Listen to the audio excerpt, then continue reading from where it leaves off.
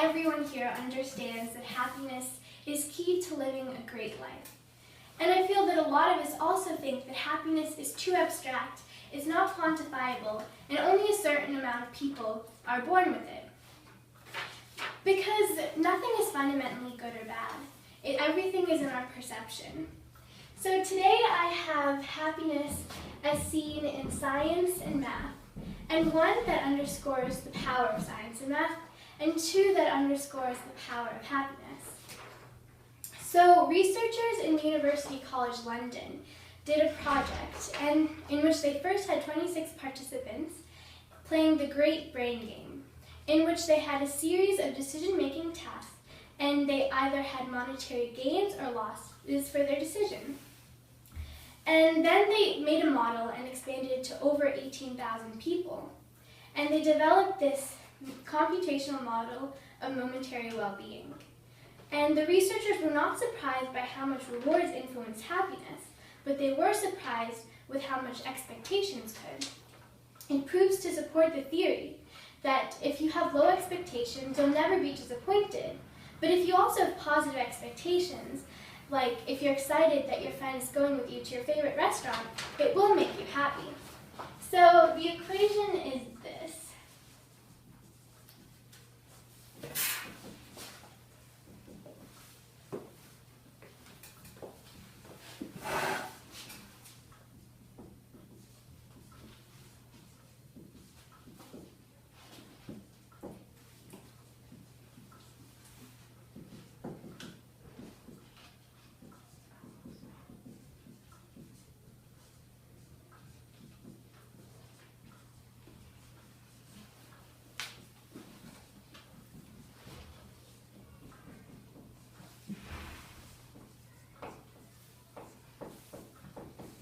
So happiness equals that.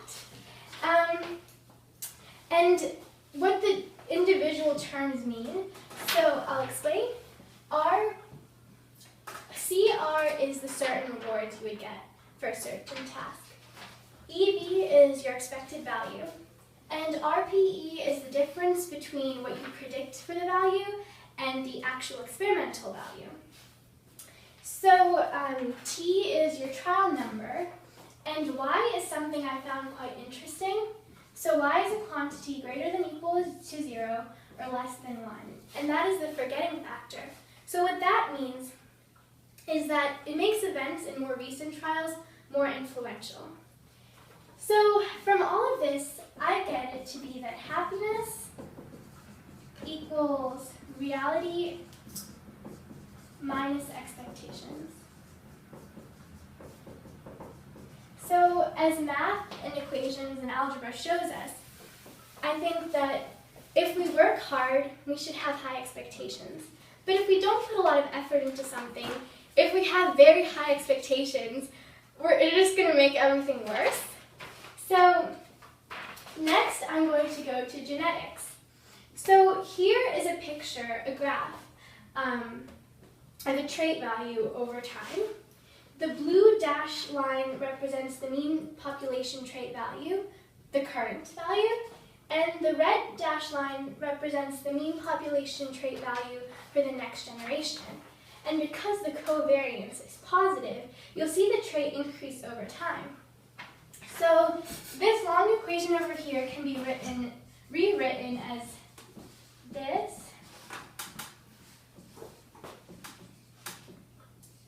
Which can also be rewritten as this.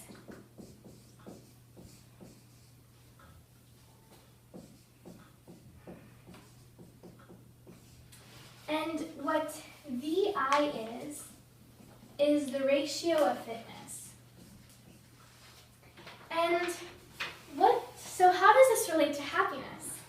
Well, a lot of the times, altruism is a component of happiness.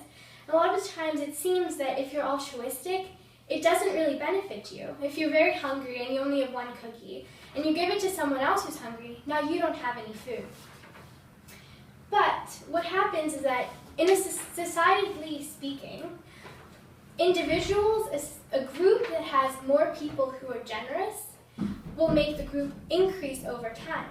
So it shows in an evolutionary point of view that being generous and being kind to others, it makes a difference in a society. Next, in anatomy, so emotional warmth produces oxytocin, and oxytocin causes the release of a chemical called nitric oxide. And that's really good in making your being heart healthy because it dilates your vessels, blood vessels, so that you don't have any clots.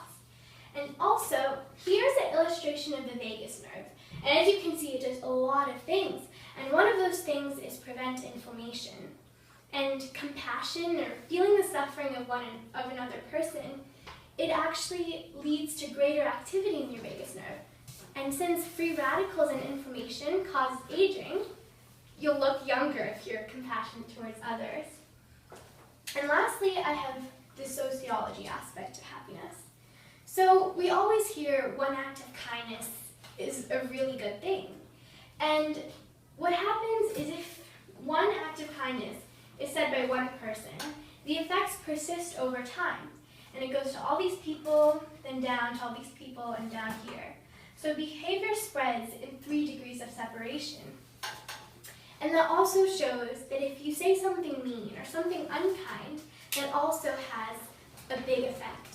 So I think what we can learn as happiness and kindness and altruism is quantified with math and science, that I think everyone can be happy, and that does lead to a better life. Thank you.